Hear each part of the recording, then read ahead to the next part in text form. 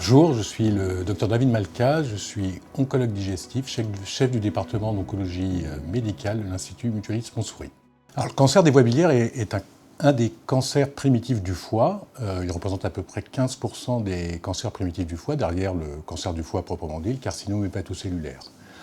Et donc, il y a plusieurs types de cancers des voies biliaires, les voies biliaires amenant la bile produite par le foie jusque dans l'intestin. Donc, d'une part, les cholangiocarcinomes, qui peuvent être intrahépatiques, développés aux dépens des plus petites voies biliaires, en périphérie de l'arborescence biliaire. Ensuite, les cholangiocarcinomes périhilaires. Le hile est la région où se réunissent les deux gros canaux biliaires droit et gauche pour former le canal biliaire commun.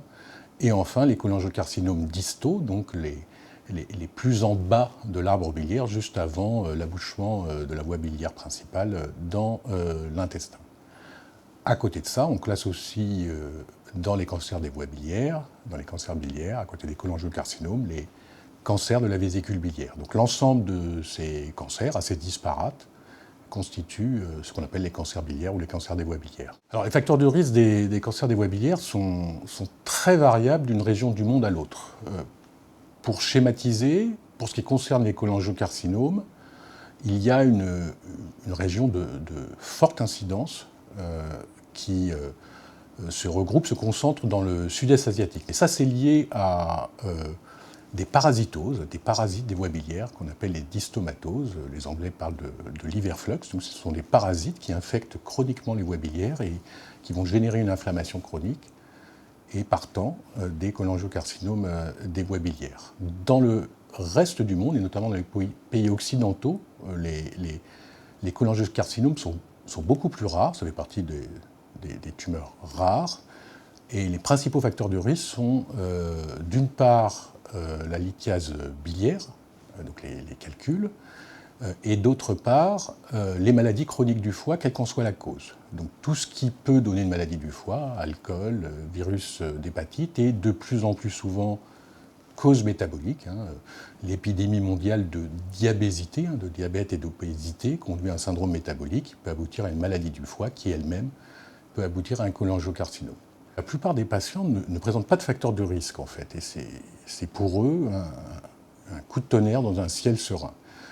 La présence d'une maladie chronique du foie pour les cholangiocarcinomes est finalement substantiellement moins fréquente que pour les cancers primitifs du foie de type carcinome hépatocellulaire. Mais il est très important de garder à l'esprit que l'immense majorité des personnes qui ont des calculs de la vésicule biliaire ordinaire ne feront jamais de cancer. Alors, les symptômes des cancers biliaires sont aussi variables que les sites tumoraux proprement dits des cancers biliaires. On n'a pas du tout les mêmes modes de révélation.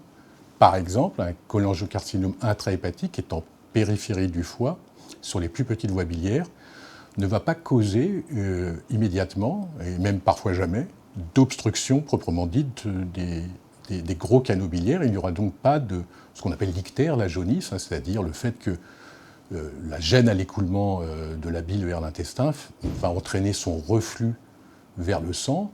Dans le sang, la bile va se déposer sous la peau et les pigments biliaires vont lui donner cette coloration jaune caractéristique, jaunisse, ictère. Alors qu'à l'inverse, ça sera le mode de révélation principal des cholangiocarcinomes périhilaires, puisqu'on est sur la convergence des deux grosses voies biliaires et sur la voie biliaire commune. Donc là, on bouge tout l'écoulement de la bile, et sur les cholangiocarcinomes distaux qui sont en bas de cette voie biliaire. Le diagnostic fortuit n'est pas rare pour les cholangiocarcinomes intrahépatiques qui vont se révéler souvent par une grosse masse du foie à l'imagerie et des symptômes non spécifiques, douleurs vagues, altération de l'état général.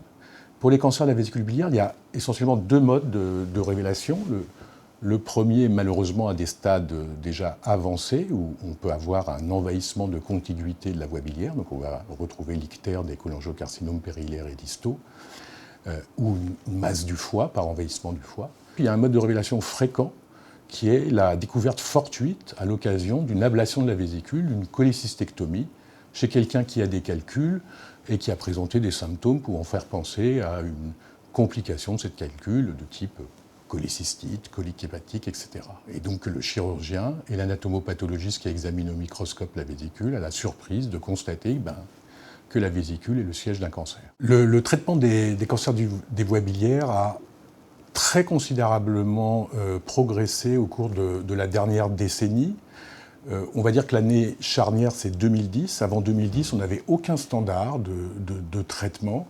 Du fait de la rareté de ces tumeurs, on avait du mal à conduire des études comparatives pour montrer qu'un traitement A était supérieur à un traitement B. Et depuis, on a des standards de chimiothérapie en situation adjuvante, c'est-à-dire après une opération d'un cancer biliaire, une chimiothérapie préventive pour réduire le risque de récidive dans les mois ou années qui suivent la chirurgie, même complète. Les cancers biliaires ont su profiter des deux révolutions de la cancérologie du XXIe siècle, que sont d'une part l'immunothérapie. Donc cette immunothérapie, en association à la chimiothérapie de référence, fait mieux que la chimiothérapie de référence seule.